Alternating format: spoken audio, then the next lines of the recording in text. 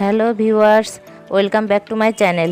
আজ আমি আপনাদের সাথে ঘরে থাকা সামান্য কিছু উপকরণ দিয়ে মাত্র 5 মিনিটে তৈরি করা যায় এমন একটি নাস্তা রেসিপি শেয়ার করব।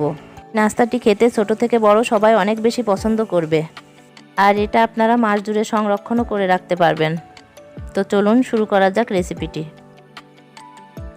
রেসিপিটি তৈরির জন্য প্রথমে বাটিতে নিয়ে নিয়েছি একটি ডিম। এবার এর মধ্যে দিয়ে দেবো 1/3 কাপ পরিমাণ চিনি আর সামান্য একটু লবণ।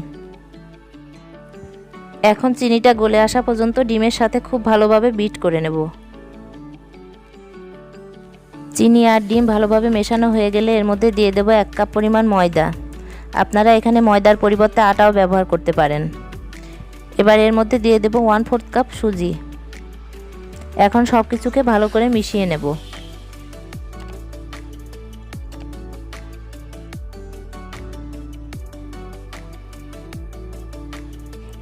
এবার হাতের সাহায্যে মেখে একটা ডো তৈরি করে নেব। ডোটা মাখার সময় নরম মনে হলে আরও একটু ময়দা মিশিয়ে নিতে হবে।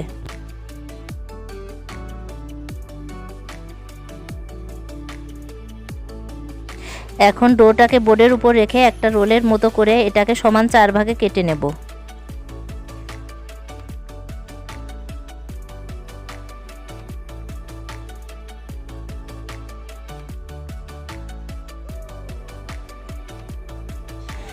এবার এখান থেকে একটি অংশ নিয়ে একটি রোল তৈরি করে নেব।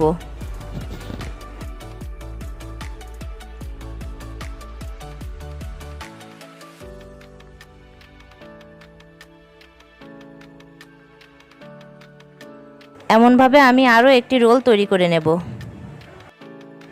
দুইটা রোল একসাথে করে একটি কাটারের সাহায্যে সমানভাবে কেটে নেব।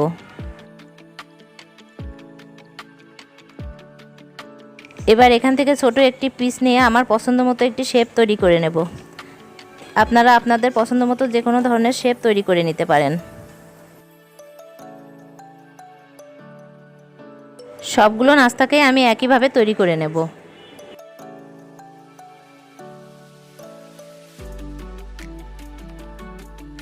সবগুলো নাস্তা তৈরি করা হয়ে গেছে। এখন এগুলোকে ভাজার জন্য কড়াইতে পরিমাণ মতো তেল গরম করে নিয়েছি। এবার নাস্তাগুলোকে ভাজার জন্য তেলের মধ্যে একটা একটা করে দিয়ে দেব। আর এই সময় চুলার আঁচটা অবশ্যই লো টু মিডিয়ামের মাঝামাঝিতে রাখতে হবে। এটা বেশি হিটে ভাজা যাবে না, তাহলে উপর থেকে কালার চলে আসবে আর ভিতরটা কাঁচা থেকে যাবে। এগুলোকে বেশ কয়েকবার উল্টে পাল্টে একটু সময় নিয়ে ভাজতে হবে।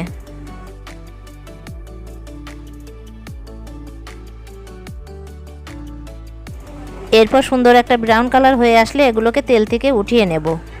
তৈরি হয়ে গেল আমার দারুণ মজার একটি কুড়মুড়ে নাস্তা রেসিপি। এটা আপনারা যে কোনো এয়ারটাইট কন্টেনারে 1 মাস পর্যন্ত সংরক্ষণ করে রাখতে পারবেন। আশা করি আমার আজকের রেসিপিটি আপনাদের কাছে ভালো লেগেছে। ভালো লাগলে ভিডিওটিতে একটি লাইক দিবেন, আর এরকমই আরও সহজ সহজ রেসিপি পেতে আমাদের চ্যানেলটি সাবস্ক্রাইব করার অনুরোধ রইল। তো আজকের মতো এটুকুই, ধন্যবাদ।